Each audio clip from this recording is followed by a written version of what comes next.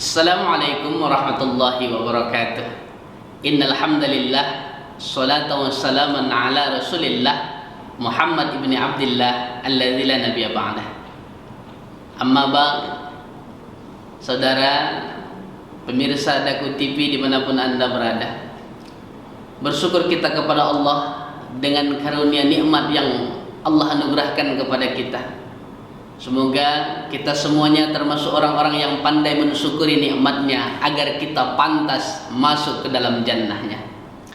Salawat salam kita hadiahkan ke ruh junjungan kita Nabi besar Muhammad sallallahu alaihi wasallam dengan lafaz Allahumma shalli ala nabiyyina Muhammad wa ala ali Muhammad. Saudara pemirsa Daku TV yang dirahmati Allah Subhanahu wa taala, pada kesempatan kali ini saya ingin sampaikan satu pesan dari Rasulullah sallallahu alaihi wasallam yang dipesankannya kepada Abu Dzar Al-Ghifari, yang hadis ini saya kutip dari kitab Nashaihul Ibad tulisan Al-Imam Muhammad Nawawi Al-Jawi Al-Bantani. Apa pesannya? Ya Abu Dzarrin, hai Abu Dzar, kata Rasulullah, jadidis safinata fa innal bahra amikun. Perbaikilah perahumu, sesungguhnya lautan ini sangat dalam. Ini adalah kalimat balaghah, kalimat majaz yang disampaikan Rasulullah, yang mana Imam Nawawi memaknai safinah dalam ungkapan hadis ini adalah niat. Artinya ketika seorang ingin melaksanakan amal ibadah, maka jadidis safinah, dia harus memperbaiki niatnya ketika melaksanakan itu.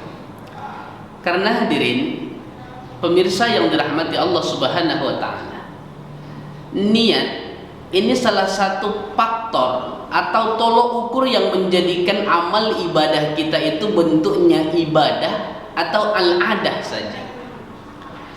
Ada seorang yang memakai pakaian, kalau pakaiannya dipakai itu hanya untuk kelihatan rapi, tujuannya hanya untuk merapikan badannya, maka dia masuk dalam kategori al-adah, hanya bentuk kebiasaan saja. Tapi kalau ada orang yang memakai pakaiannya selain memperhatikan kerapiannya, niatnya untuk menutup aurat karena pendekatannya kepada Allah, maka memakai pakaian itu akan dinilai ibadah di hadapan Allah Subhanahu wa taala. Inilah barangkali makna dari hadis innamal a'malu binniyat wa innama likulli imri'in ma nawa. Bahwa segala sesuatu yang dikerjakan oleh manusia itu bergantung pada apa pondasi dasar, apa niat yang ia munculkan di dalam hatinya, sehingga penilaian Allah itu akan sesuai dengan apa yang ia niatkan. Betapa banyak hari ini hadirin pemirsa yang dirahmati Allah, ada amal-amal akhirat yang kelihatannya ibadah, tapi ketika niatnya, orientasi awalnya bukan karena Allah, maka amal ibadah itu akan menjadi sia-sia. Tapi ada amal-amal dunia, kelihatannya pekerjaan-pekerjaan dunia, tapi bila dibarengi dengan niat pendekatan diri kepada Allah, maka itu bisa bernilai ibadah. Bukankah lanjutan hadis tadi, faman kanat hijratuhu, siapa yang tujuannya, siapa yang niatnya lillah, karena Allah Subhanahu wa taala, wa rasulihi, atau karena rasulnya, fakanat hijratuhu ilallahi wa rasulih, maka sampailah apa yang ia niatkan itu kepada Allah dan Rasulnya. Tapi wa man kanat hijratuhu ila dunya, tapi kalau pondasinya, niatnya hanya karena mengejar dunia, awim ro'atin yankihuha, atau untuk pendekatan pada istrinya, calon istrinya, mertuanya yang sedang ia ada PDKT dengannya, maka niatnya itu akan tercatat hanya untuk nilai dunianya saja. Itu yang pertama. Lalu yang kedua, wa khuziz zada kamilan. Ambillah bekal yang cukup, fa inna safara ba'idun, kata Rasulullah, karena sesungguhnya perjalanan ini sangat panjang. Ada orang yang berkata kehidupan dunia ini sebentar saja. Tapi hadirin, kalau kita renungkan, ada usia sampai 50-60 tahun, ada sampai 70 tahun. Ini capek juga nunggunya, baru sampai ke hitungan 70 itu. Dunia ini disebut sebentar kalau dia dibandingkan dengan kehidupan akhirat. Maka dunia ini terbatas, akhirat selamanya. Tapi saya ingin berkata kepada kita semua, dunia ini adalah tempat mengumpulkan bekal. Mau kita berpikir ini sebentar atau tidak, mau kita berpikir dunia ini lama atau tidak, tapi yang pasti dunia ini tempat kita mengambil bekal. Ada orang yang bekerja dari pagi sampai sore hari untuk mengumpulkan bekal belanja rumah tangganya, 8-9 jam, bahkan ada orang yang bekerja sampai 12 jam memenuhi kebutuhan keluarganya.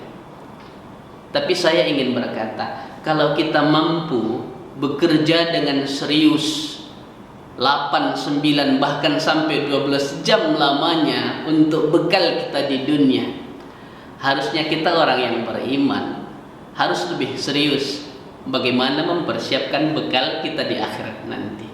Dunia yang kita tahu ukurannya paling 60-70 tahun kita di sini, tapi serius luar biasa kita mengumpulkan pundi-pundi rupiah, mengumpulkan bekal kita untuk bisa hidup dengan bahagia di dunia ini. Maka beruntunglah orang yang ketika ia hidup di dunia, dia tidak hanya fokus pada pengumpulan harta dunianya, tapi juga dia fokus pada perbekalan belanjanya untuk akhirat nanti. Dunia tempat kita menanam, dan akhiratlah tempat kita memanen. Di dunia kita mengumpulkan amal-amal soleh, kebaikan-kebaikan, sehingga nanti di akhirat dengan kebaikan-kebaikan ini Allah tempatkan kita di tempat-tempat yang terbaik. Ketiga, pesan dari Rasulullah kepada Abu Dzar Al-Ghifari, wa khaffifil hamla, ringankanlah tanggunganmu, ringankanlah bebanmu, fa innal aqabata qu'udun, karena sesungguhnya dakian ini sangat sulit. Ini juga makna balaghah, makna qiyas. Artinya ketika kita hidup di dunia, silakan kita menjadi orang yang hebat, menjadi orang yang kaya raya, menjadi orang yang punya pangkat kedudukan. Tapi ingat, fa innal aqabata qu'udun, akan ada hisab, akan ada penilaian dari apa yang kita raih di dunia ini. Maka khaffifil hamla, ringankan beban kita. Ketika Allah anugerahkan kita kelebihan harta, ringankan beban kita di dunia. Jangan ditumpuk hartanya, tapi investkan ke akhirat nanti. Ada orang yang berkata harta dunia tidak dibawa mati. Padahal ini bukan ajaran agama Islam. Ajaran agama kita, harta dunia harus dibawa mati. Bagaimana caranya? Diatur dalam Islam. Bukan seperti kalau kami, orang-orang yang dari gunung sana, dari kebiasaan-kebiasaan kami orang Batak, kalau ada orang yang meninggal, dipakaikan pakaian terindahnya, diberikan pakaian-pakaian kebanggaannya. Kenapa? Alasannya nanti sampai di sana dia merasa bahagia dengan apa yang dititipkan ketika dia meninggal dunia. Tapi Islam mengajarkan kita bagaimana kita menitipkan harta dunia kita untuk menjadi invest ke akhirat nanti lewat jalan amal-amal jariah kita. Ada infak, ada sedekah, ada hari ini pondok-pondok tahfiz Quran, ada rumah-rumah menghafal Quran, yang kalau kita mensedekahkan satu Al-Quran kita kepada mereka, itu akan menjadi amal jariah yang luar biasa. Tiap untaian kalimat yang dibacanya, yang dihafalkannya, ketika itu terlontar dari lisannya, terbaca dari lisannya, maka orang yang menginfakkan itu akan mendapat pundi-pundi amal jariah yang luar biasa. Keempat, wakhlisil amala fa innan nakidu basyirun, fa innan nakida basyirun. Murnikanlah amal kita, sesungguhnya Allah itu sangat maha meneliti dari apa yang kita kerjakan. Murnikan artinya jadikanlah Allah sebagai penilai utama dari apapun yang kita kerjakan di dunia ini. Kalau kita melakukan kebaikan, pastikan kebaikan itu karena Allah, dan hati kita berkata, saya melakukan kebaikan karena memang Allah mencintai orang-orang yang melakukan kebaikan. Kalau ada seorang pekerja yang datang pagi-pagi ke kantornya lalu ia absen dengan sistem pinjer yang hari ini, kalau niatnya untuk tidak terlambat dipinjer, itu baik secara dunianya karena tuntutan profesinya. Tapi kalau dia datang ke sana hanya sekedar itu penilaiannya, dia bukan karena takut kepada Allah, kalau dia terlambat di tempat kerjanya akan ada waktu-waktu yang harusnya sudah dibayar di gajinya tapi dia belum hadir di tempat itu, maka itu belum karena Allah penilaiannya. Tapi penilaian yang karena Allah itu adalah dia datang ke sana bukan karena takut pada pinjarnya, tapi karena takut ada jerih yang ia makan yang dibayar lewat bulanannya, tapi dia belum hadir di tempat bekerjanya. Ada orang yang beribadah, kelihatannya ibadah, tapi sejatinya itu adalah perangkap setan. Kenapa? Karena niatnya belum murni karena Allah.